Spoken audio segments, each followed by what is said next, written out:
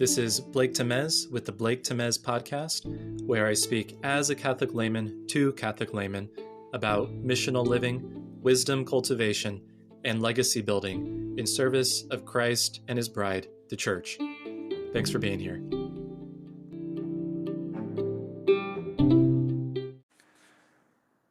One thing that's essential for widening your perspective when it comes to ministry at this present moment is gaining a historical viewpoint when it comes to what a Catholic parish is, what it's meant to people in the past, what it means to people right now, and what it might mean moving forward into the future as we adapt forms of ministry and especially try to be proactive in recognizing where culture is headed, the needs and the conditions of the people that we work with. And the parish as an entity served a particular purpose in American Catholicism in the form of ethnic, neighborhood-based community gathering centers. It's kind of a long way of saying that, but they served an essential function in the makeup of neighborhoods and the way that group identity was derived from and contributed to the lives of those parishes. And it's clear that at present, parishes are no longer, for the most part, geographically situated in any meaningful way.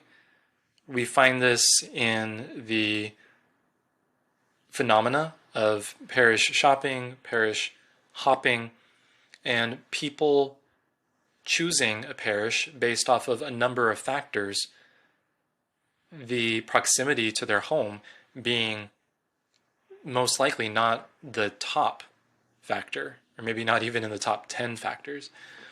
There can be considerations about liturgical style, music, the quality of preaching, the number of programs available to children of different ages, the general age demographics of the community and how that feels when you're at Mass, how it feels to be worshiping primarily among the elderly versus among the middle-aged versus the young, or any mix of that. And all of these dimensions that,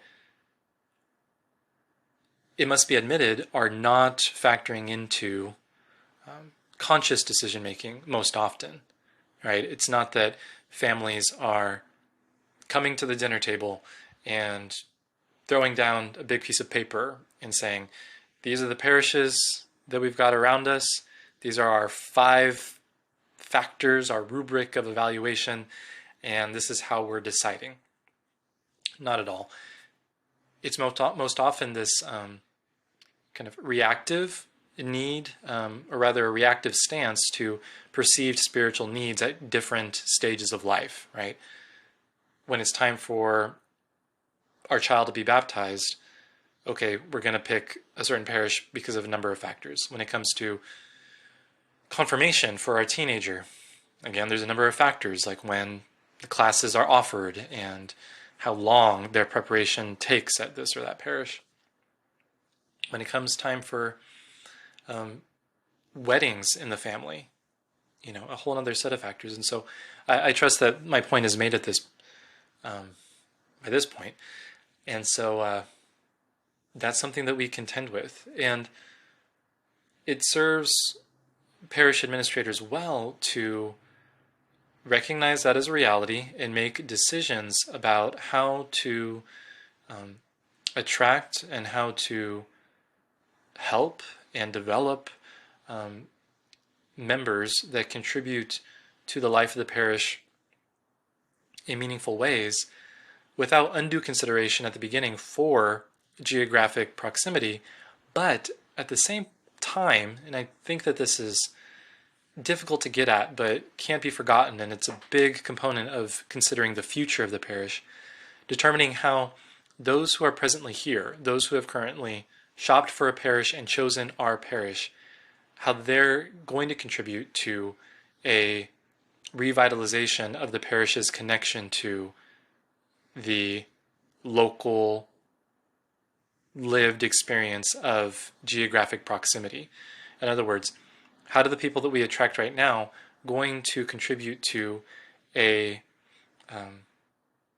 plan for the parish to renew the neighborhood that it's actually located in, so that those who are near to the parish can be reached and can find a community that adds meaning, that adds depth to their lives, and makes changes in ways that those near to the parish can perceive with their eyes, because they see the parish contributing to the well-being of families right there in that neighborhood, and the vitality of businesses, legitimate, wholesome businesses that can be supported by parishioners, and seeing the needs of those in poverty being met in part by the action of the parish, specifically by parishioners.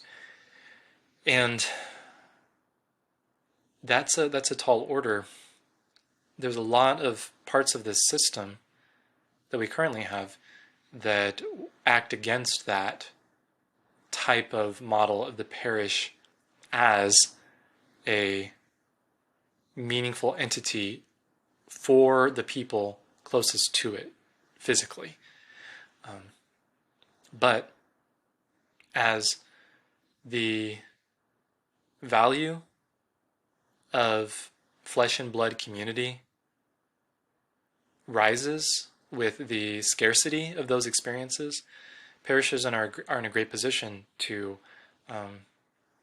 take an analog route, so to speak, and provide that need that corresponds, or an answer to that need that corresponds to something that is innately human, to belong to a people, belong to a place, and have a purpose that's not just delayed to some further time in the future, but a purpose that can be exercised and expressed where you are, when you are. And parishes stand to enter into that space in really incredible ways, I believe. And so those are some initial thoughts. The system is big, right? And knowing how to address, how to understand and appreciate each part is a big task, especially when it's applied to specific parishes. But that's something that I want to explore where I'm at. You should explore where you are at, so that as a minister or a missionary or a mentor, you can appreciate how the individual lives that you interact with, these people, how the system that we're in is a part of their experience and their development. So that's all for now. As always, thank you for your time and attention, and God bless you in all of your efforts. Peace.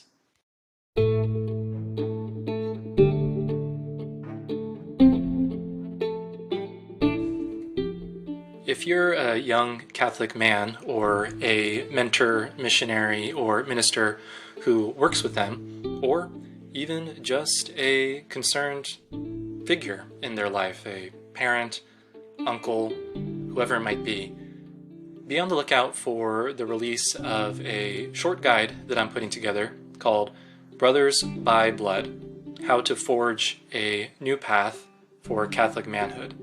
In it, I'll expand on some of the topics in this podcast and give you some points of reflection to see about how you can be a part of a movement that empowers men and brings them to their full potential for their sake, and also for the benefit of the church, and by extension, the benefit of all society. So again, thank you for being a part of this, and look out for more information about the release of my guide in episodes to come.